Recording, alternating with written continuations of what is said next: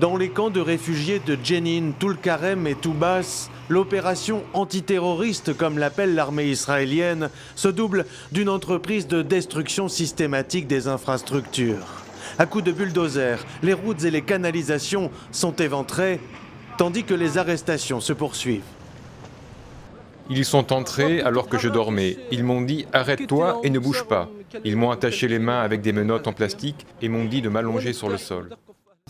Le soldat israélien m'a dit « Vous êtes un saboteur ». Je lui ai dit non. Il m'a dit « Vous n'êtes pas un saboteur ».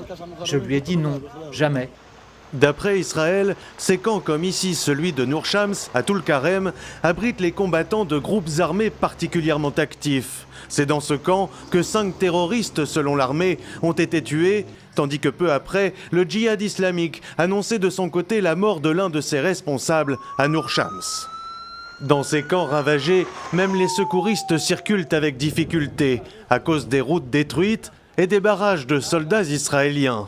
Selon le directeur du Croissant-Rouge palestinien en Cisjordanie, les militaires prennent aussi pour cible les équipes médicales et les ambulances. Aujourd'hui, dans le camp de réfugiés de Nour Shams, il y a quelques heures à peine, des ambulances ont également été empêchées d'évacuer un certain nombre de malades. Nous ne parlons pas seulement des blessés, nous parlons aussi des malades, des femmes qui doivent accoucher ou subir une intervention chirurgicale. L'armée israélienne nous empêche de les atteindre. Une situation qui fait réagir du côté des Nations Unies. L'opération de grande envergure menée par les forces de sécurité israéliennes en Cisjordanie occupée risque d'aggraver sérieusement la situation déjà catastrophique dans le territoire palestinien. Depuis le 7 octobre, les violences en Cisjordanie ont flambé. Au moins 637 Palestiniens y ont été tués par l'armée israélienne ou des colons, selon l'ONU.